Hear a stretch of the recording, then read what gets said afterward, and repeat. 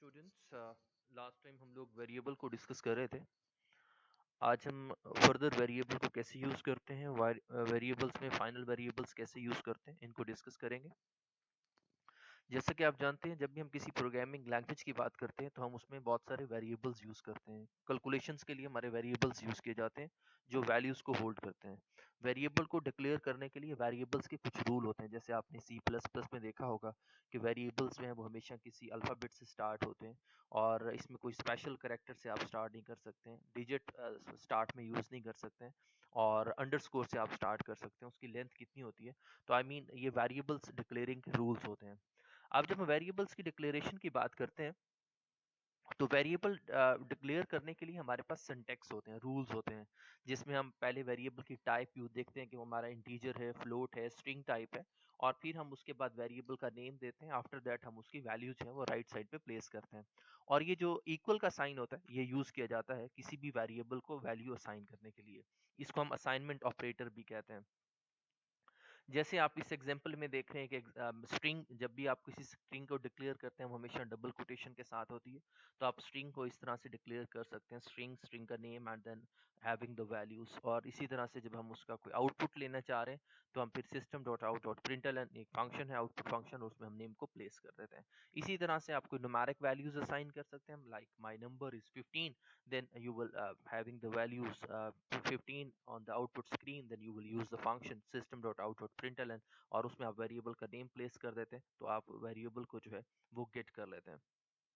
You can also declare a variable without assigning the value and assign the value। आप उसको बाद में जो है वो on later भी आप I mean उसको value assign कर सकते हैं। Like here you having int my number and in the second line you having my number and 15। Mean आप एक ही स्टेटमेंट के ऊपर डिक्लेरेशन और असाइनमेंट साथ भी कर सकते हैं और आप उनको I mean एक फर्स्ट स्टेटमेंट में आप वेरिएबल को डिक्लेयर कर लें, सेकंड में आप उसको इनिशियलाइज कर दें, या रन टाइम में आप इनिशियलाइज करना चाह रहे हैं, वैल्यूज असाइन करना चाह रहे होते हैं। तो तीन चीजें होती हैं, वेरिएबल को डिक्लेयर करना, वेरिएबल्स को असाइन कराना कोई वैल्यूज, वो दो टाइम हो सकती हैं, during the execution of the program और I mean in pre time, और लास्ट में हम उसको यूज करते हैं आई मीन जहां हमने उसकी कैलकुलेशन के लिए यूज करना होता है। Note that if you assign a new value to existing variable, it will overwrite। I mean आपने कोई value में x में 15 ऐड किया हुआ था, after that you will write x is equal to 10, then the next value I mean जो last value होगी वो updated value होगी, system उसको hold कर लेगा। तो ये हमारे पास है variables को कैसे हम declare करते हैं। जैसे अभी इस statement में आप देखते हैं कि values change कैसे होती हैं।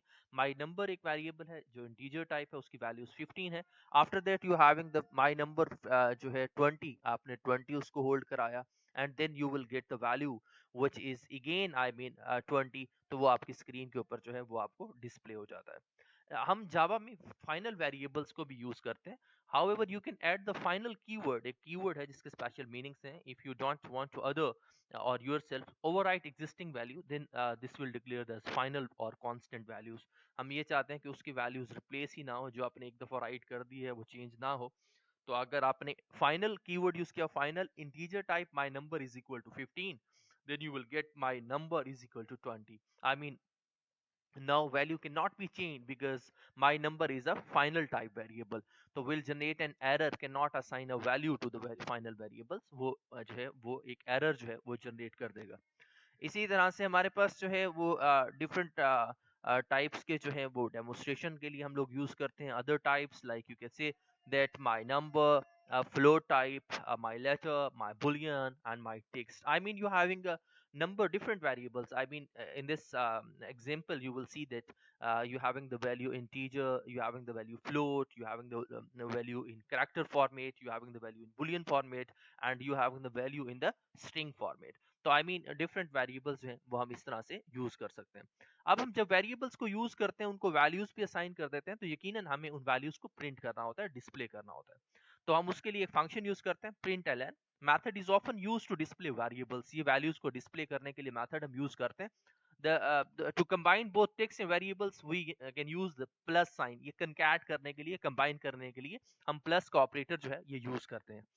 लाइक आप चाहते हैं कि एक मैसेज है अली और then you want to display her address or his address or then you having some sort of values or contact details। तो आप क्या करते हैं, जैसे name John and then hello plus name। I mean hello Ali, hello John, hello Aamir, hello Ali। I mean आप उसके साथ कनकैट कर सकते हैं, कंबाइन कर सकते हैं। तो आप दो वेरिएबल्स को आपस में कलेक्ट और कंबाइन करके भी प्रिंट कर सकते हैं। उसके लिए आप पहले स्ट्रिंग को डबल कोटेशन में राइट करेंगे, आफ्टर दैट आप उस वेरिएबल का नाम डाल देंगे। In this example you will see that जैसे हम लोग कभी फॉर्म फिल करते हैं, हमारा फर्स्ट नेम होता है, लास्ट नेम होता है, हम उनको अगर कंबाइन करना चाहते हैं तो देन आप उसके लिए प्लस का साइन जब आप यूज करेंगे तो वो जो स्ट्रिंग है वो कंबाइन हो जाएगी और वो फुल नेम जनरेट हो जाएगा। आफ्टर दैट आप उस फुल नेम को भी प्रिंट करा सकते हैं।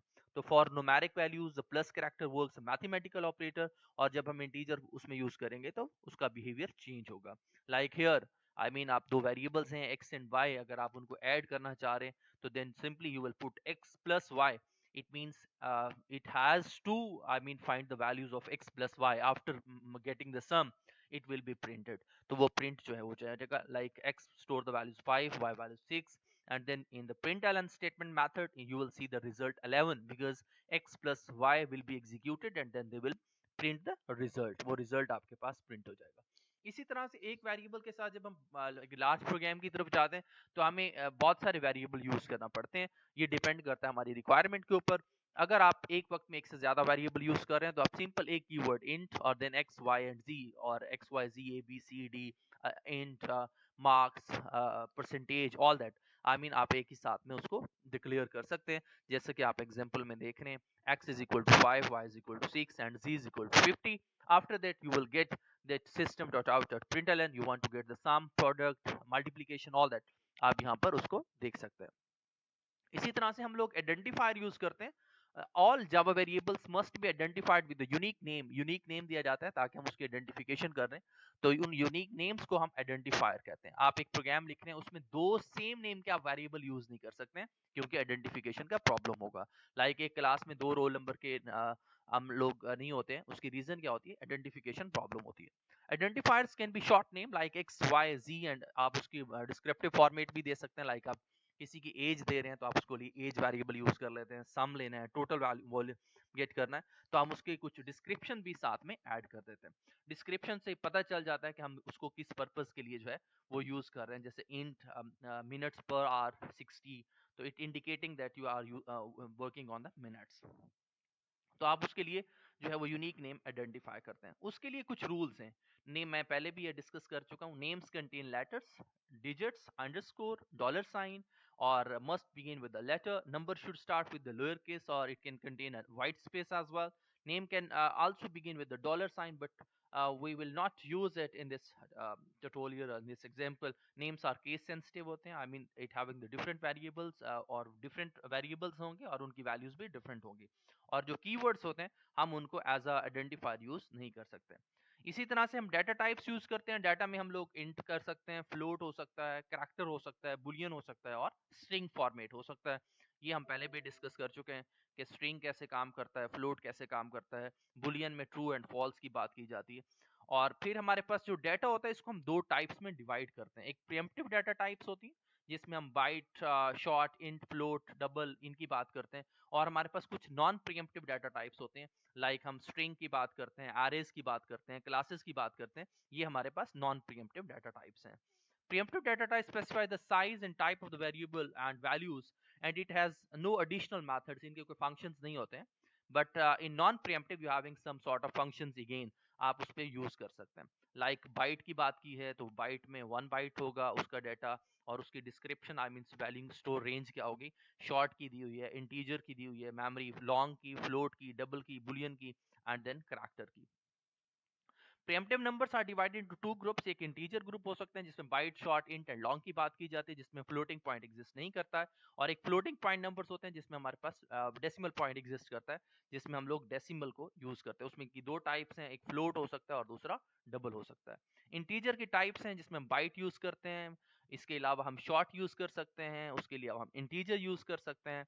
ये सारी की सारी हमारी एग्जांपल्स हैं जो हम लॉन्ग यूज कर सकते हैं। I mean these are the further types. इसी तरह से फ्लोटिंग में हम लोग फ्लोट यूज करते हैं और सेम हम इसके साथ डबल को भी यूज कर सकते हैं। तो ये हमारे पास आई मीन नंबर्स की फर्दर डिवीजन्स हैं कि हम उनको कैसे यूज कर सकते हैं। जब हम बुलियन की बात करते हैं तो बुलियन में हमारे पास ट्रू एंड फॉल्स, येस और नो की ऑप्शन एग्जिस्ट करती हैं। या हमारी वैल्यूज ट्रू होंगी और हमारी वैल्यूज फॉल्स होंगी। इसी तरह से जब करैक्टर की बात करते हैं तो करैक्टर में हमारे पास कोई एक सिंगल एलिमेंट होता है जिसमें सिंगल कोटेशन के साथ हम उसको शो करते हैं। लाइक हम अपने ग्रेड हम शो करना चाह रहे हैं तो हम ग्रेड के लिए B A V X Y हम उसके लिए यूज कर सकते हैं। इसी तरह से आप करैक्टर के आस्काई वैल्यू से नेक्स्ट इंटीजर को भी, जैसे ए की आस्काई वैल्यू 65 होता है, आपने करैक्टर को इंटीजर असाइन किया हुआ है, जब हम इसको प्रिंट करेंगे तो ए की वैल्यू 65 है, 65 ए कैपिटल की आस्काई वैल्यू है, तो प्रिंट में ए बी और सी कैपिटल जो है वो आपके शो हो जाएंगे। इसी तरह से हम लोग स्ट्रिंग को भी हेलो वर्ड और ग्रीटिंग्स और वेरिएबल यूज किया हुआ वो जो मैसेज है वो आपका शो हो जाएगा। नॉन प्रिएम्प्टिव को हम डिस्कस करेंगे। नॉन प्रिएम्प्टिव में हमारे पास जो है वो कौन कौन सी टाइप्स एग्जिस्ट करती हैं, उसमें रेफरेंस कैसे यूज करते हैं, फिर उनके आगे फंक्शन कौन कौन से होते हैं। नॉन प्रिएम्प्टिव में आपको पता होना चाहिए स्ट्रिंग, अरेज, क्लासेस और इंटरफेसेस जो हैं ये हमारे नॉन प्रिएम्प्टिव फंक्शंस हैं। इनको हम इंशाल्लाह नेक्स्ट डिटेल लेक्चर में डिस्कस करेंगे कि हम प्रिएम्प्टिव को कहाँ यूज करते हैं, नॉन प्रिएम्प्टिव को कहाँ यूज करते हैं। ये डिपेंड करते हैं हमारी रिक्वायरमेंट्स के ऊपर। Thank you very much.